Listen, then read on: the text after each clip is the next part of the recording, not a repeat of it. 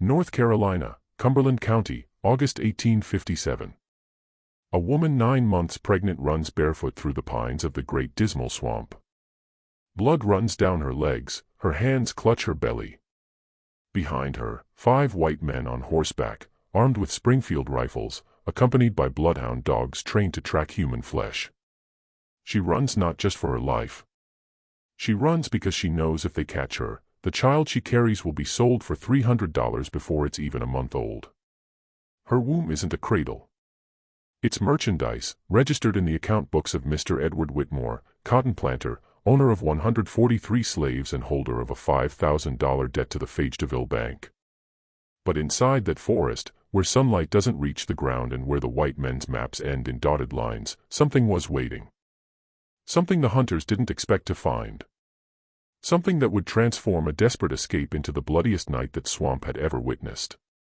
Sarah had no last name. She was 22 years old, her back marked by whips, her hands calloused from cotton, and a womb that to her was the only thing in the world that still belonged to God.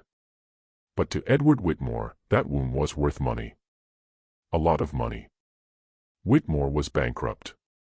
The 1856 cotton crop had been destroyed by boll weevil infestation. The banks were collecting.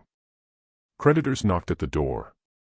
And a buyer was coming from Charleston, South Carolina, willing to pay $300 for a healthy Negro baby, newborn, without marks. Sarah's child already had a buyer before being born.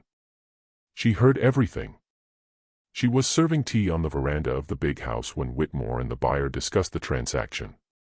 They spoke as if she were furniture, as if the baby in her belly were a calf ready for auction. The buyer wanted delivery within 2 weeks of birth. Fresh, he said, before they get attached to the mother. The man was a dealer in what they called fancy trade, specializing in light-skinned children who could be trained as house servants or worse. He examined Sarah from a distance, noting her features, calculating what the child might look like, what price it could eventually command when it reached useful age. He spoke about breeding potential, about bloodlines, about returns on investment. Sarah stood there holding the tea tray, her face a careful mask of submission, while inside her something was breaking and reforming into something harder, something that would not bend. That night, Sarah made a decision that would cost lives. She would not give birth in the slave quarters. She would not hand her child over to white hands. She would run into the Great Dismal Swamp, the vast wetland forest stretching over 600 square miles between North Carolina and Virginia, where escaped slaves had been hiding for decades, where even slave hunters feared to enter deep. She had heard the stories all her life. Every plantation had them. Tales of the swamp as a place of refuge and terror, where the natural world itself seemed to resist slavery's logic. Where men vanished and were never seen again. Where some said communities of free black people lived beyond the reach of any master. Before we continue with this shocking story, don't forget to subscribe to the channel. Thank you, and let's keep going. She packed nothing. Took nothing. Just walked away from the quarters after midnight when the overseers were drunk and the dogs were sleeping. Her water had already broken. Contractions were coming every 10 minutes. But she walked into the darkness anyway, because the only thing worse than dying in that forest was giving birth in chains. She had seen it happen too many times, watched women give birth only to have their babies taken away within days or weeks, sold off to pay debts or simply because the master needed cash. She had watched mothers go mad with grief, had seen women try to kill their own children rather than let them live as slaves, had witnessed the absolute destruction of the human spirit that such a system required. Sarah had been born on the Whitmore plantation. Her mother had died when Sarah was 5, sold away to a plantation in Georgia, and Sarah never saw her again.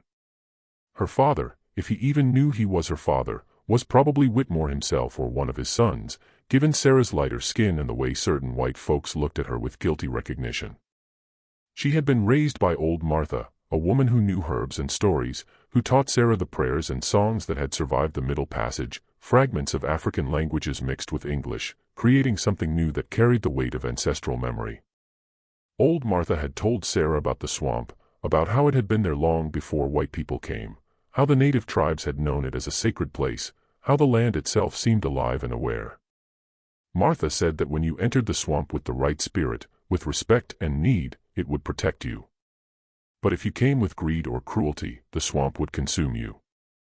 Sarah had always thought these were just stories, the kind of tales enslaved people told each other to maintain some sense of power in a powerless situation. But now, stumbling through the darkness with her baby about to be born, she prayed that the stories were true. The Great Dismal Swamp was a place of legends among the enslaved. Some said there were communities of runaways living deep inside, surviving on fish, game, and stolen supplies. Others said the swamp was cursed, haunted by the spirits of Africans who had died on slave ships and now wandered the mist-covered waters seeking vengeance. The white folks told different stories. They said the swamp was impenetrable, filled with quicksand, venomous snakes, and diseases that could kill a man in 3 days. They said no civilized person could survive there. But Sarah knew the truth that white people refused to acknowledge. The swamp was dangerous precisely because it was free. It was one of the few places in the South where a black person could disappear and never be found. Sarah had heard whispers in the quarters about a man named Solomon, an escaped slave who had fled into the swamp 10 years earlier and was never captured. Some said he was dead. Others said he had become something else entirely, something that moved through the forest like a spirit, helping runaways and killing slave catchers who ventured too deep. The overseers told stories about him to scare the other slaves. Stories about bodies found hanging from trees, about dogs that returned without their masters, about screams heard deep in the night. But to Sarah, those stories weren't scary. They were hope. They were proof that resistance was possible, that the system could be fought, that somewhere a black man lived free and dangerous. She moved through the darkness with nothing but the moon to guide her. The contractions were getting stronger, coming every 5 minutes now. Pain shot through her abdomen like fire, and she had to stop every few steps to lean against a tree and breathe. Her legs were covered in mud and scratches from thorns. Her dress was torn and soaked with sweat and blood, but she kept moving. Behind her, she could hear nothing yet. They hadn't discovered her absence, but they would. When morning came and she wasn't in the fields, they would send the dogs. Pike, the overseer, would organize a hunting party.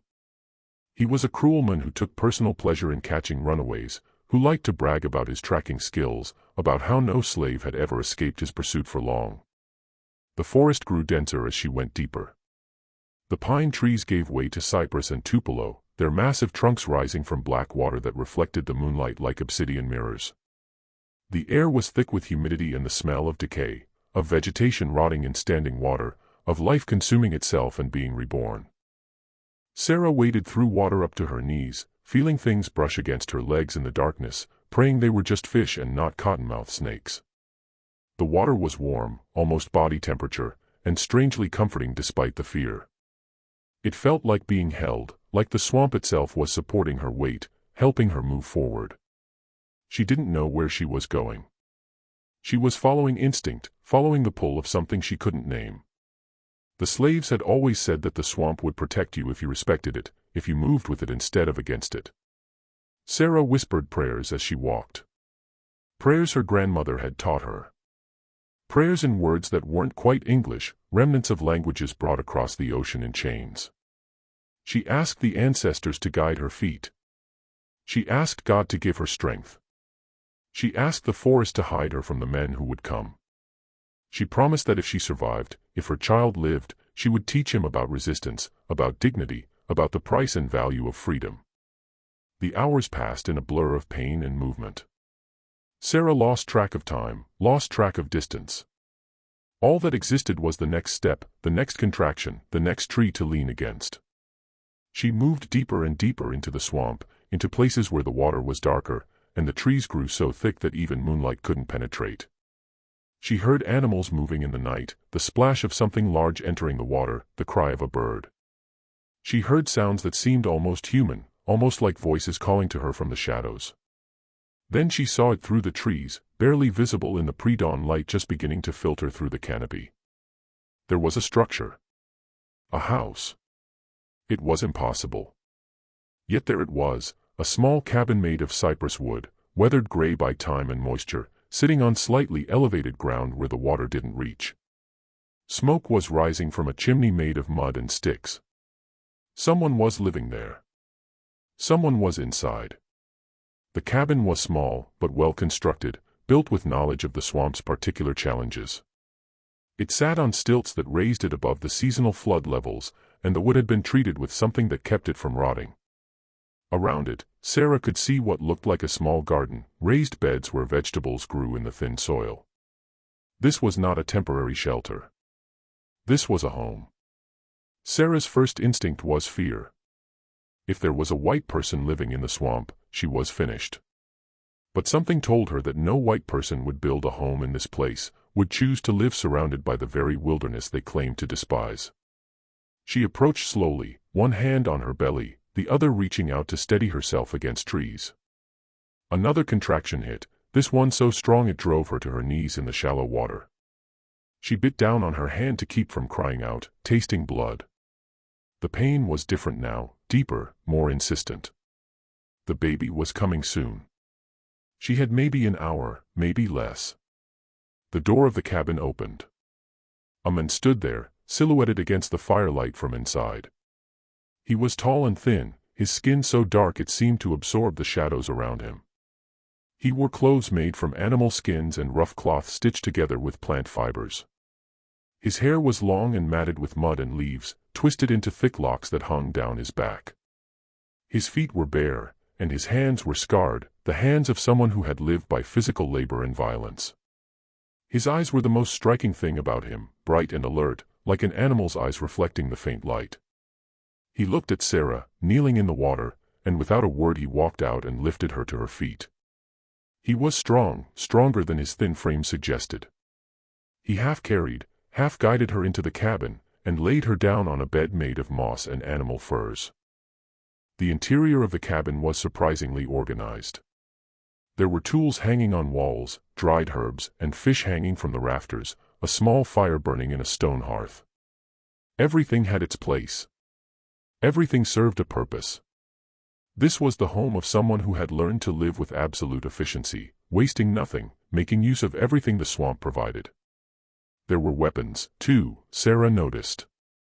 Knives made from sharpened metal and bone, spears with fire-hardened points, a bow with arrows whose tips had been treated with something dark and sticky. This man was prepared to defend himself. The men moved with practiced efficiency, gathering cloth, heating water, preparing for what was about to happen. He had done this before, Sarah realized. The way he moved, the confidence in his actions, this wasn't his first time helping a woman give birth. How many others had found their way to this cabin? How many desperate women had fled into the swamp and discovered this impossible sanctuary? Sarah looked at him through eyes clouded with pain. "Solomon," she whispered. He didn't answer, but the slight tightening around his eyes told her she was right. The ghost of the swamp was real. The man the white folks thought was dead had been living here alone for a decade. She wanted to ask him so many questions. How had he survived? How had he built this place? Why had he stayed instead of running north? But another contraction took her and all questions vanished in a wave of pain. "They coming," Sarah managed to say between contractions. "They going to come for me. When the sun rises and I'm not in the fields, they'll send dogs. They'll send men. The overseer Pike, he won't stop until he finds me or proves I'm dead." Solomon nodded. He had expected this. He had been expecting it for 10 years. Every runaway who made it this deep brought hunters. It was the price of freedom, the eternal pursuit. But his expression showed no fear, only a cold calculation, the look of a man who had already decided what he would do. He had killed before. Sarah could see it in his eyes, in the way he moved, in the calm acceptance of violence as a tool like any other. He would kill again if necessary. And it would be necessary. The contractions were constant now. Sarah's body was taking over, doing what it had been designed to do, regardless of circumstance or danger. Solomon worked with surprising knowledge, guiding her through the birth with firm hands and quiet words. He had done this before, Sarah realized. He had helped other women give birth in this cabin. She wasn't the first to flee here, seeking sanctuary. "Push when your body tells you," he said, his voice rough from disuse, but clear. Don't fight it. Let it happen. The baby knows what to do. Your body knows what to do. Sarah pushed, and the pain transformed into something else, something that connected her to every woman who had ever given birth, every mother throughout history who had brought life into an uncertain world. She pushed against slavery itself, against the system that tried to claim ownership of this moment, this sacred act of creation. She pushed with rage and hope and desperate love for a child she hadn't yet met but would die to protect. Meanwhile, back at the Whitmore plantation, dawn had broken and Sarah's absence had been discovered. The overseer, a brutal man named Pike who had been with Whitmore for 15 years, immediately organized a hunting party. 5 men, including himself, all armed, all experienced in tracking runaways. Pike was a professional slave catcher, a man who had made his living from human misery for most of his adult life. He knew every trick, every hiding place, every route that runaways typically took. He had caught hundreds of escaped slaves over his career, returning them to their masters for bounty payments that had made him relatively wealthy by poor white standards. They brought 3 bloodhound dogs that had been specifically trained for this purpose, dogs that had caught dozens of escaped slaves over the years. The dogs were valuable property themselves, worth more than many of the slaves they tracked. They were bred for stamina and scent tracking ability, fed a diet that kept them lean and aggressive. Pike had raised these dogs from puppies, training them with articles of clothing stolen from the slave quarters, teaching them to associate the scent of black people with prey to be pursued and cornered. The dogs were given Sarah's scent from her sleeping mat, and immediately they picked up the trail, pulling their handlers toward the edge of the swamp. Pike was confident. He had caught runaways in the swamp before. You just had to be patient, methodical, and willing to go as deep as necessary. Most runaways didn't make it far. They got lost, injured, or simply gave up and waited to be found. A pregnant woman wouldn't last long. They would find her before nightfall, bring her back, and she would give birth in the quarters under guard. The buyer from Charleston wouldn't even know there had been a problem. Pike would get his bounty, probably a bonus from Whitmore for the quick recovery, and everything would return to normal. But as the hunting party entered the swamp, something felt different. The dogs were eager at first, following the scent with their usual determination. But the deeper they went, the more hesitant they became. By the time the water was up to the men's knees, the dogs were whining, pulling back instead of forward. Their ears were flat against their heads, their tails tucked, behavior Pike had rarely seen from these usually fearless animals. Pike cursed and drove them on with threats and yanks on their chains. The other men exchanged glances. They all knew the stories about the swamp. They all knew about Solomon. "Ain't nothing out here but an uppity slave woman about to drop a baby," Pike said, more to convince himself than the others. "We find her. We bring her back. We collect the reward Whitmore's offering, $20 each. That's good money for a day's work." $20 was nearly a month's wages for most of these men. It was enough to overcome their fear, at least for now. They pressed on, following the dogs, who were now following the scent only reluctantly. The forest around them was alive with sounds, birds calling, insects buzzing, frogs croaking from every direction. But underneath those normal sounds, there was something else. A quality of silence, as if the swamp itself was watching them, waiting to see what they would do. The men moved in single file, trying to stay on higher ground where possible, avoiding the deeper pools of black water where things moved beneath the surface. They had been walking for 3 hours when one of the men, a young farmer named Davis who had joined the hunt for the extra money, pointed to a tree. There were marks on the bark, deliberate cuts that formed a pattern. Not natural damage, not animal scratching. Someone had carved these symbols, and recently. Pike examined them closely. He didn't recognize the pattern, but it made him uneasy. It looked like some kind of warning, a message to those who could read it. He decided not to mention his concerns to the other men. They were already nervous enough. They pressed forward, and the forest seemed to grow darker despite the sun being fully up. The canopy was so thick here that only scattered rays of light reached the ground, creating a twilight gloom that made it hard to see more than a few yards ahead. The water was deeper, too, coming up to their waists in places, forcing them to hold their rifles above their heads. The dogs were nearly hysterical now, yelping and pulling in different directions, useless for tracking. One of them suddenly broke free from its handler and ran back the way they had come, disappearing into the forest. They never saw that dog again. They pressed forward and finally broke through into a small clearing where the ground was elevated and relatively dry. And there, sitting in the center of the clearing like it had been there for 100 years, was the cabin. Smoke was still rising from the chimney. Pike dismounted and approached cautiously, his rifle raised. The other men spread out, surrounding the structure. They could hear something from inside, a woman's voice, low and strained. Sarah was still in labor. "Come out," Pike called. "Come out now, and nobody gets hurt. We just taking you back.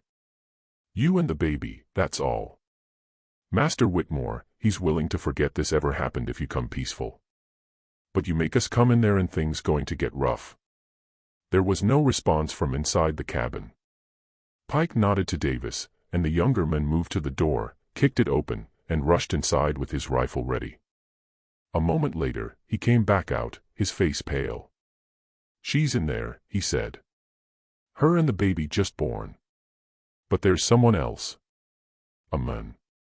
He's just sitting there watching us like we're nothing."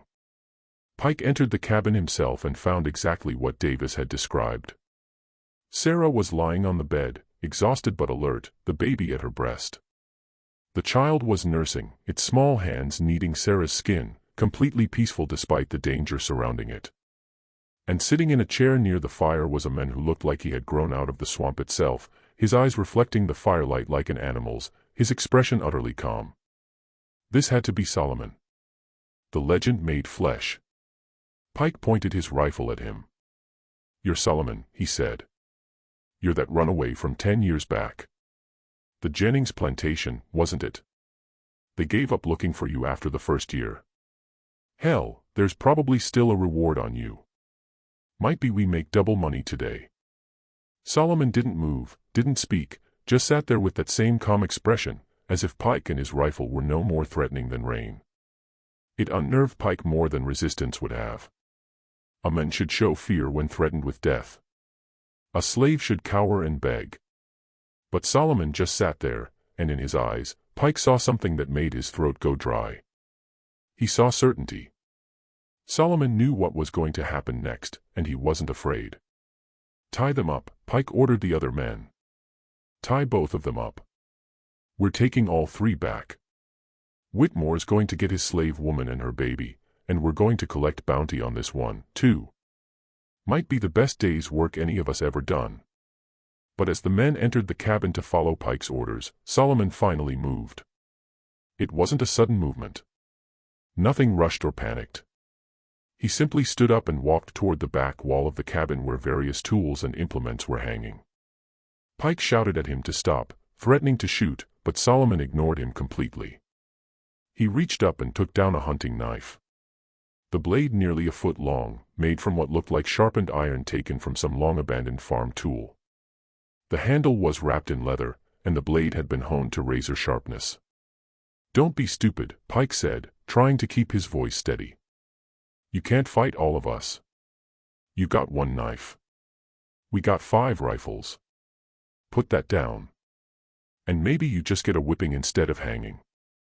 Master Jennings, he might even take you back if you come peaceful. But you fight us, you going to die here. That what you want? To die for some woman you don't even know?" Solomon turned to face them, and for the first time he smiled. It was not a pleasant smile. It was the smile of a man who had nothing to lose. A man who had already died once when he fled into this swamp and had been living on borrowed time ever since. "You in my home," he said, his voice rough from years of limited use, but clear and strong. "You in the swamp. This my territory. You brought guns, but I brought knowledge. I brought 10 years of learning every path, every trap, every dangerous thing that lives in this water. I know where the quicksand is.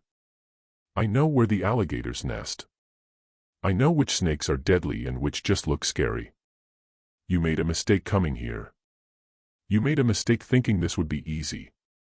Pike pulled the trigger. The shot was deafening in the small cabin, the muzzle flash blinding in the dim interior. The bullet hit the wooden wall behind where Solomon had been standing, sending splinters flying. But when their eyes adjusted, Solomon wasn't where he had been. He had moved with impossible speed, dropping through a trapdoor in the floor that none of them had noticed. A hidden escape route built into the cabin's construction. Pike rushed to the opening and looked down into darkness and water. He could see nothing, just black water reflecting faint light from above. "After him!" Pike shouted, his confidence cracking. "He can't have gone far. Davis, Reeves, Thompson, get down there. Cole, you stay up here and watch the woman." 3 of the men, including Davis, dropped through the trapdoor in pursuit, splashing down into water that came up to their chests. They were under the cabin in a space that seemed to extend beyond the structure's footprint, connecting to the swamp's waterways through passages Solomon had carefully constructed. Their torches illuminated a nightmare landscape of wooden supports, hanging roots, and dark water. It was like being inside the belly of some vast creature, all shadows and dampness and the smell of decay. And somewhere in that darkness, Solomon was waiting. The first man died quickly. Thompson had moved ahead of the others, trying to spot Solomon in the gloom, when something yanked him under the water with barely a splash. His companions heard a muffled gurgle, saw the water churn briefly with violent struggle, and then nothing. They called his name, their voices high with fear. No response. The water went still.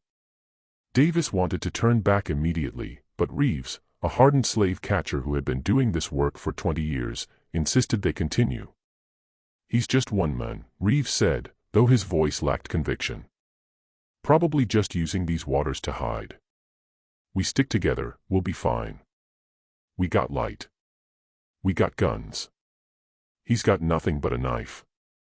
They moved deeper under the cabin structure, their torches creating dancing shadows that made everything seem alive and moving. The water was warm and thick with vegetation, and things brushed against their legs constantly. Davis was praying under his breath, prayers he hadn't said since childhood, asking God to deliver him from this place. He regretted coming. $20 wasn't worth this. Nothing was worth this. And then Reeves screamed.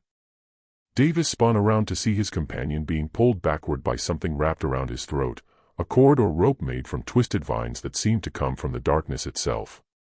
Reeves clawed at his neck, his eyes bulging, his rifle falling into the water with a splash.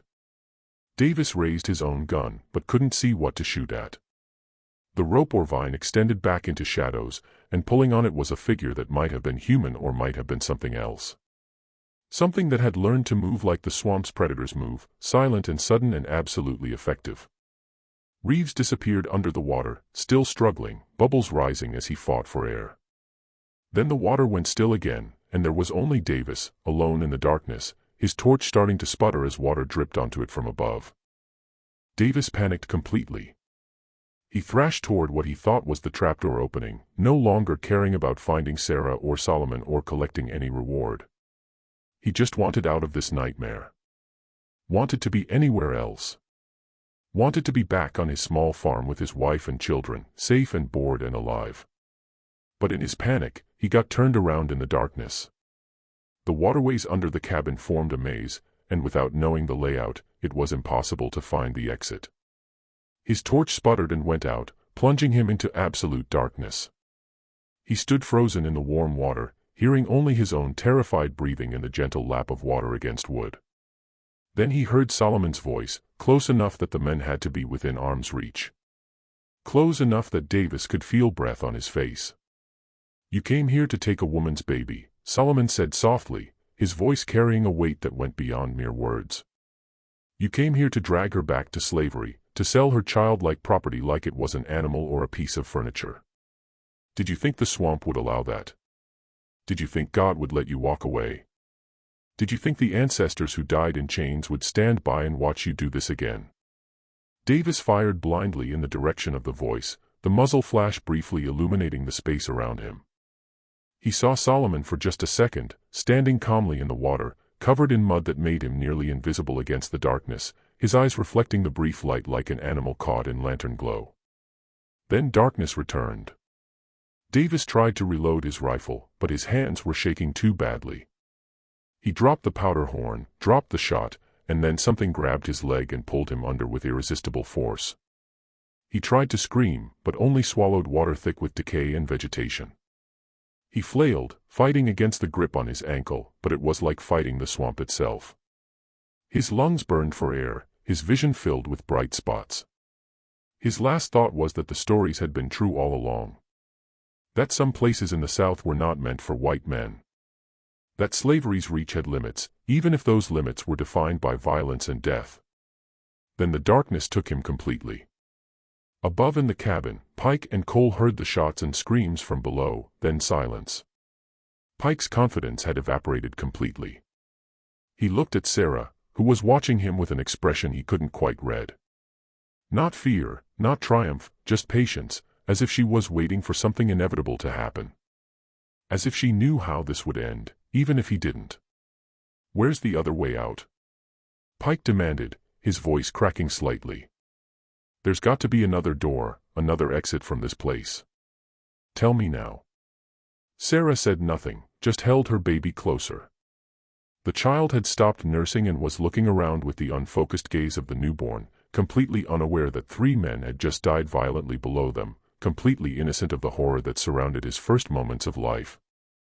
Pike grabbed Sarah by the arm, dragging her roughly to her feet.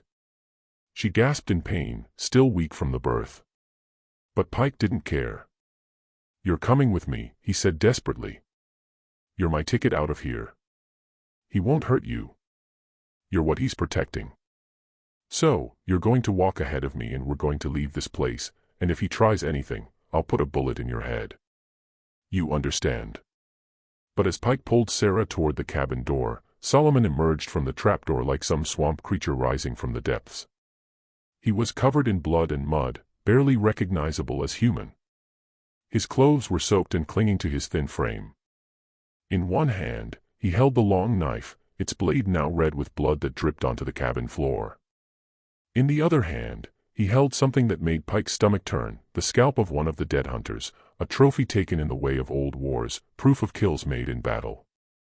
Solomon looked at Pike with those strange bright eyes. And Pike realized with absolute certainty that he was not dealing with a runaway slave, not dealing with a man at all in any way he understood. He was dealing with something that had been created by 10 years of solitude and survival, by being hunted and having to become a hunter himself. By being pushed so far beyond the boundaries of normal human experience that he had found something else on the other side, something primal and ancient and utterly without mercy. Cole, the last remaining hunter besides Pike, lost his nerve completely.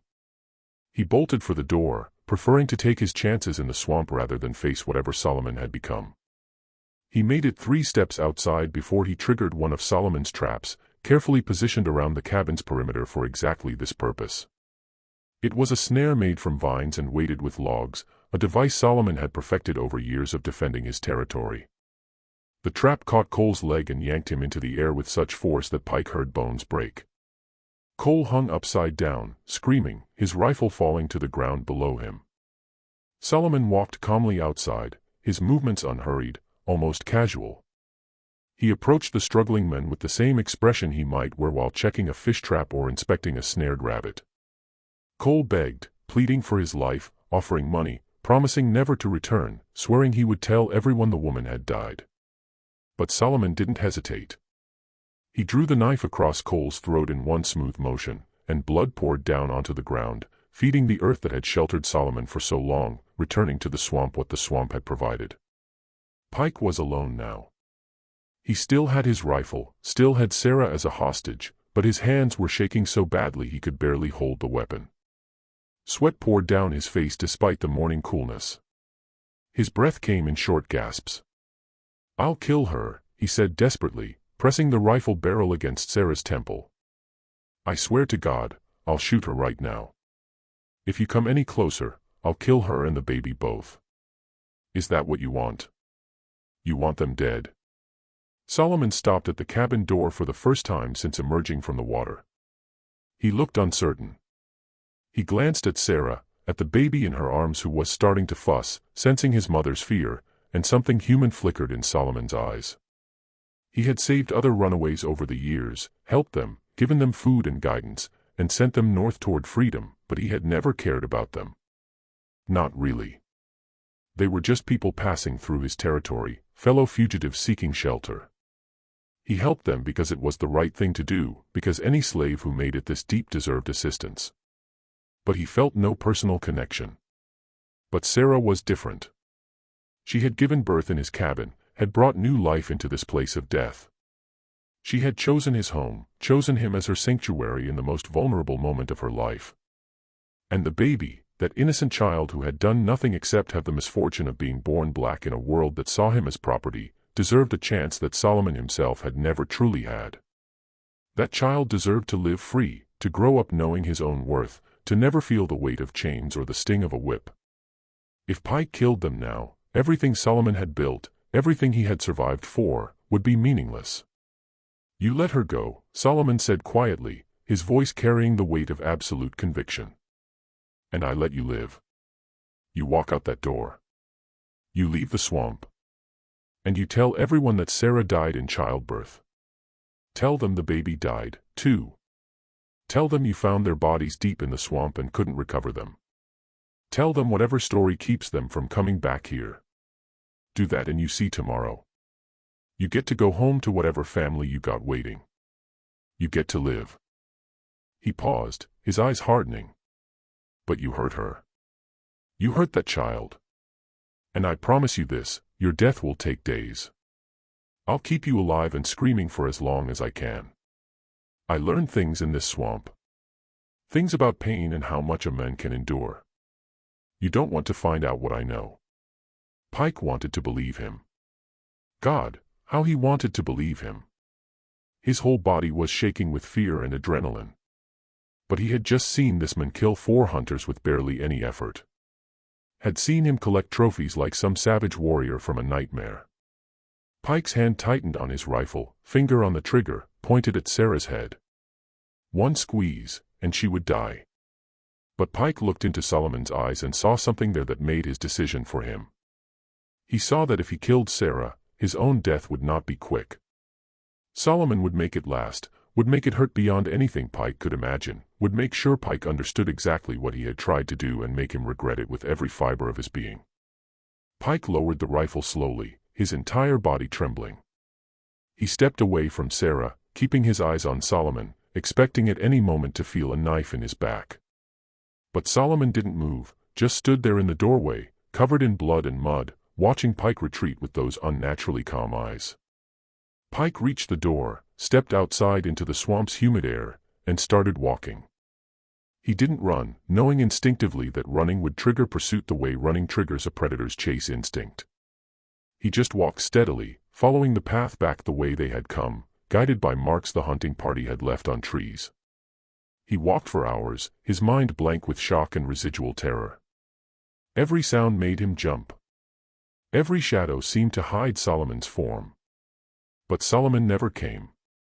Pike emerged from the swamp in late afternoon, alone, covered in mud, without the dogs or the other hunters.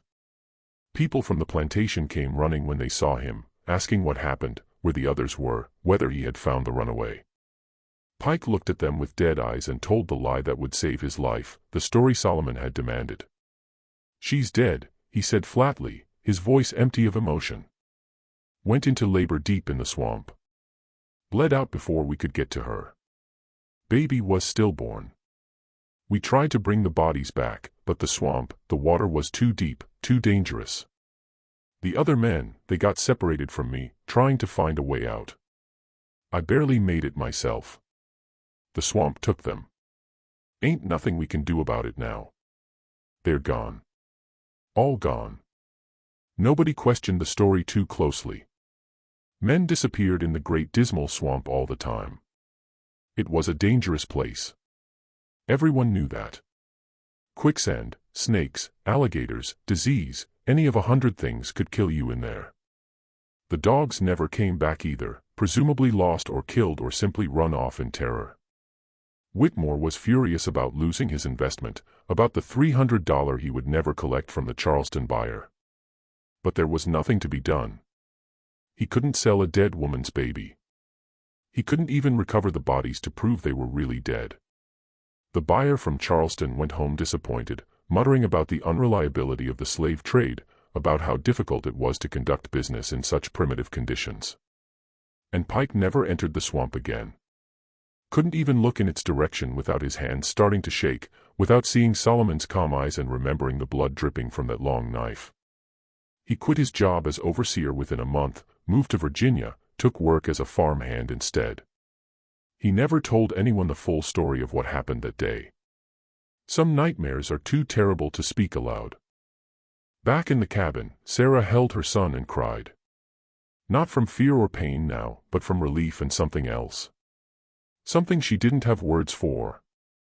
A feeling of vindication, of victory, of having struck back against a system that had tried to own her completely. Solomon had saved her. This man, who was barely human anymore, who had become something wild and dangerous, had chosen to protect her and her child. He had killed for them, had risked his sanctuary, his carefully maintained safety, to defend her right to give birth free. Solomon was cleaning his knife now, methodical and calm, as if what had just happened was nothing unusual, just another day in his decade-long war against the slaveholding world. Sarah watched him and realized that this cabin, this dark place in the deepest part of the swamp, was safer than any church or free state could ever be. Because Solomon didn't just offer sanctuary, he enforced it absolutely, with violence that matched the violence of the system they had both fled. Over the next few days, Sarah recovered her strength while Solomon cared for her in his rough but effective way. He brought her food he had caught and preserved, fish smoked over slow fires, venison jerked with herbs, vegetables from his small garden. He showed her how to nurse the baby properly, how to keep him clean and warm, how to recognize signs of illness.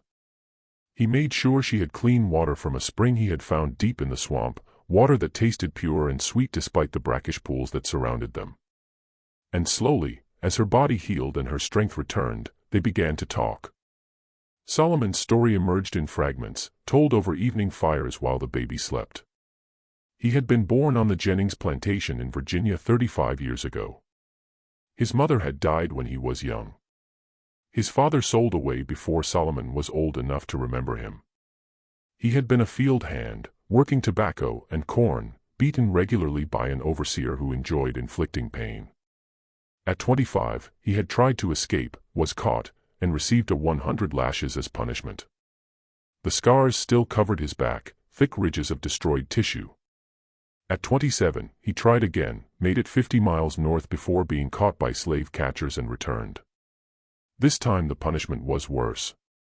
They sold his wife and daughter south, took away the only things he loved as punishment for his defiance. That's when something broke inside him. Or maybe something clarified.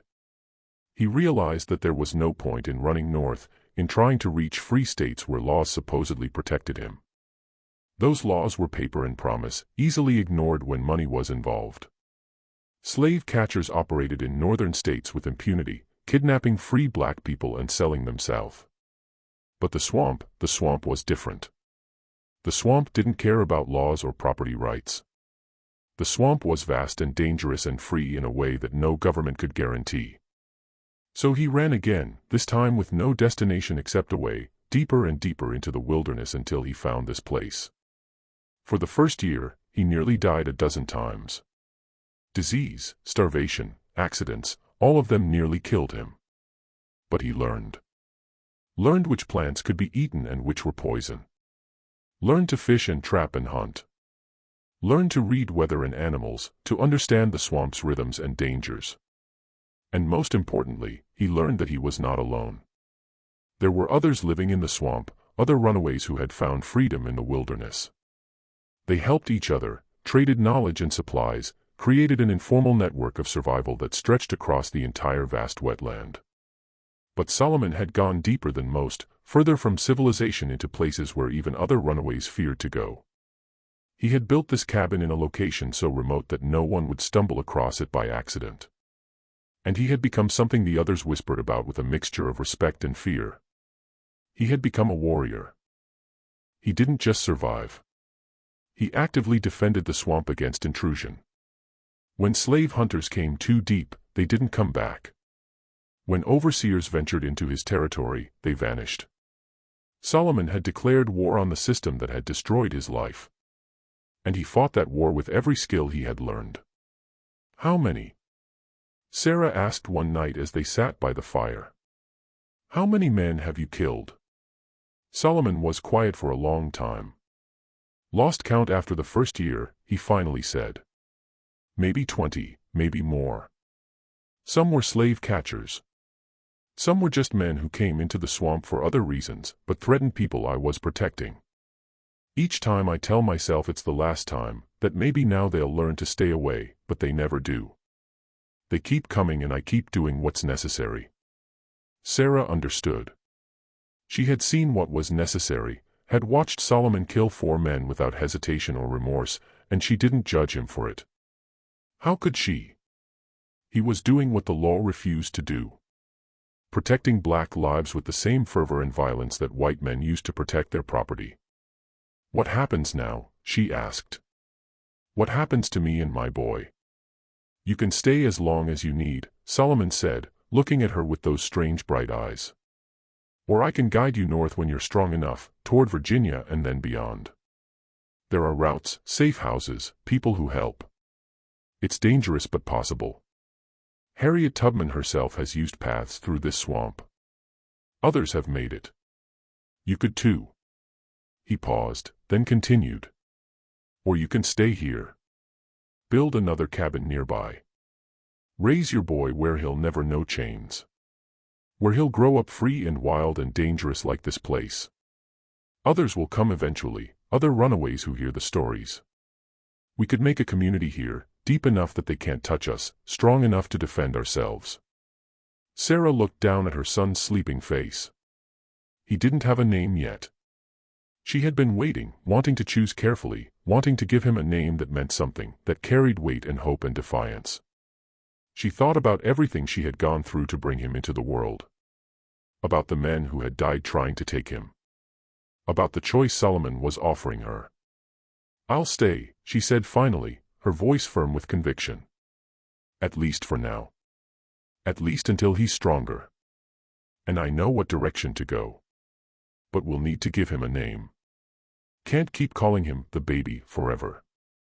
That night, Sarah performed a ceremony of her own creation, mixing elements of Christianity with older traditions, prayers, and practices that had survived the Middle Passage and slavery itself.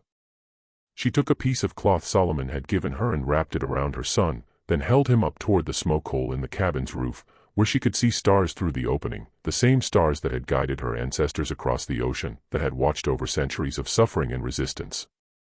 "His name is Freedom," she said quietly, her voice carrying the weight of absolute conviction. "Because that's what he is. That's what he'll always be. Born free in a place that don't belong to them. Born into blood and violence, but also into love and hope. Freedom is his name and his destiny and his birthright. This child will never wear chains, will never call another man master, will grow up knowing his own worth and the price that was paid for his liberty."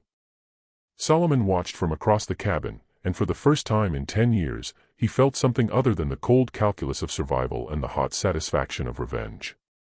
He felt hope. Not for himself. He was too far gone for that. Had seen and done too much to ever truly be at peace. But for Sarah and Freedom. For the possibility that maybe, just maybe, something good could grow in this dark place, that the violence and sacrifice might produce something worth all the blood and pain. Word of what happened spread slowly through the slave communities across Cumberland County and beyond. The story changed with each telling, growing larger and stranger, as stories do. Some said Solomon had killed 20 men, not just 4. Some said he was a conjureman who could command the spirits of the swamp, who could call animals to fight for him and make plants grow into barriers. Some said he couldn't be killed by regular bullets, that he'd made a deal with dark forces that gave him supernatural powers. The stories took on mythic proportions, transforming a desperate fight for survival into legend. White folks heard different versions. Stories carefully crafted to instill fear and discourage pursuit. Stories about bloodthirsty savages living in the wilderness. About the terrible dangers of the swamp, about why it was foolish and possibly suicidal to pursue runaways too far into that green darkness. Planters began to accept that slaves who made it deep into the Great Dismal Swamp were simply gone, lost to a wilderness that protected them more effectively than any law ever could. But among the enslaved, the story meant something else entirely, something precious and powerful. It meant that somewhere in a place the white man's laws couldn't reach, a black woman had given birth free and a black man had killed to protect that freedom. It meant that resistance was possible, that violence could be answered with violence, that the system which claimed to own them absolutely didn't actually reach everywhere. The story of Sarah and Solomon became a whispered promise passed in fields and quarters, coded into songs and prayers. A small light of defiance burning in the darkness of bondage. Months passed, then years.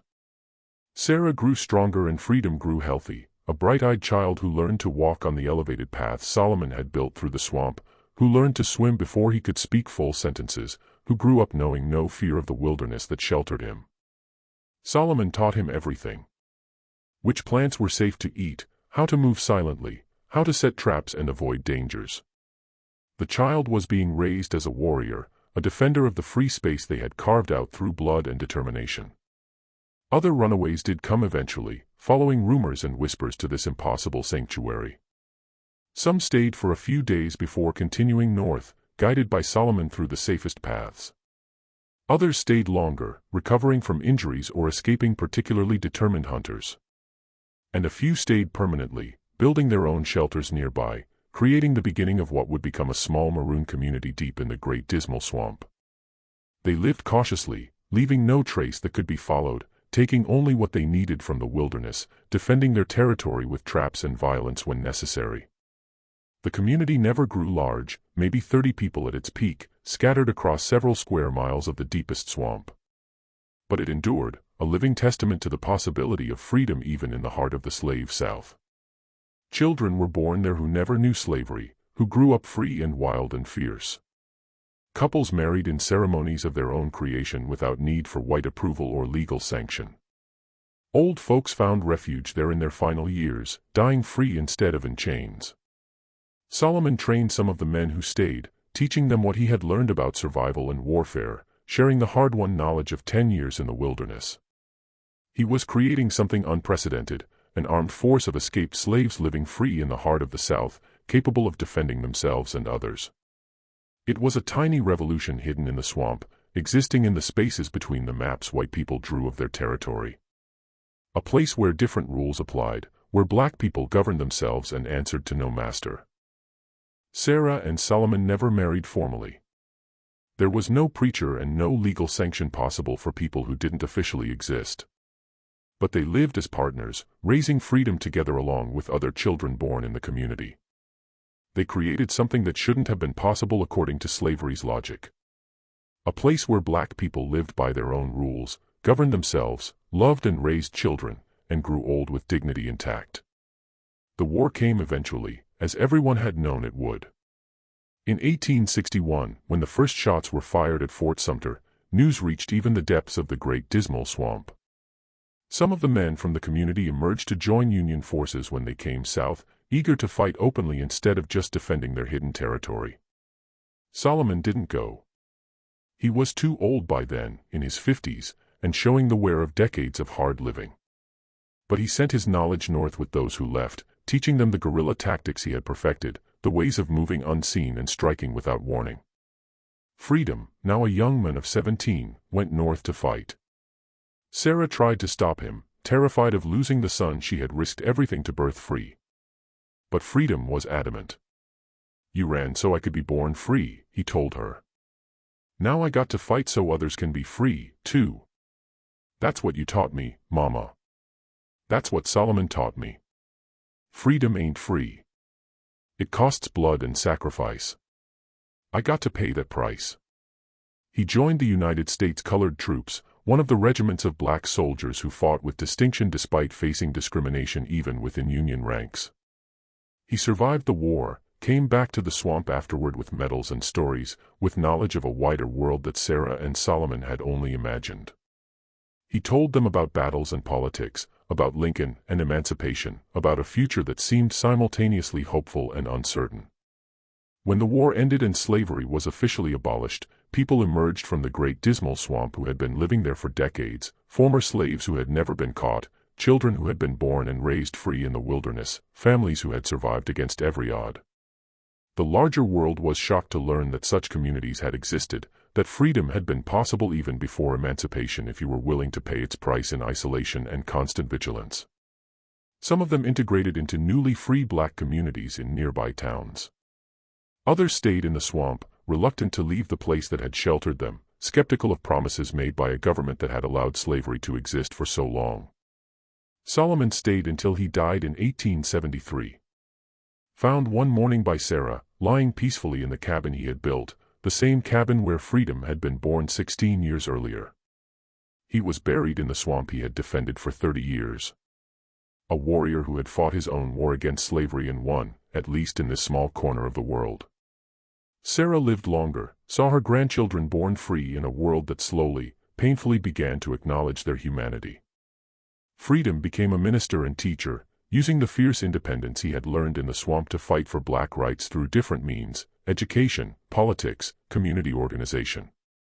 He never forgot what his mother had done to birth him free, what Solomon had sacrificed to protect them both. He told the story often, ensuring it would be remembered, that the price of freedom would never be forgotten. The cabin still stands, they say, deep in the swamp where the maps end and the wilderness begins. It's been rebuilt and reinforced over the years by those who know its significance, who treat it as a sacred site, a monument to resistance and survival. And on quiet nights, people claim they can still hear a baby's cry echoing through the trees.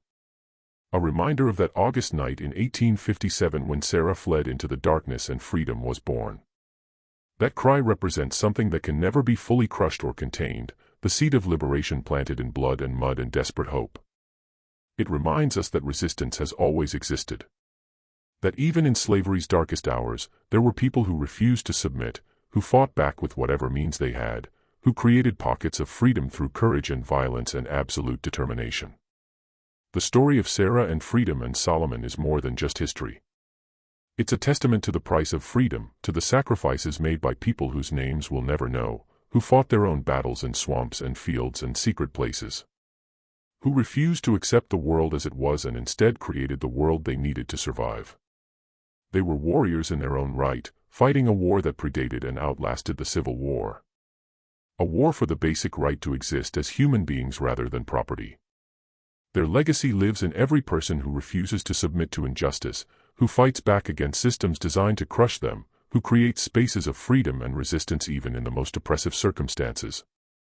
The Great Dismal Swamp kept their secret for over a century. But secrets have a way of emerging eventually, teaching lessons to those who are willing to listen.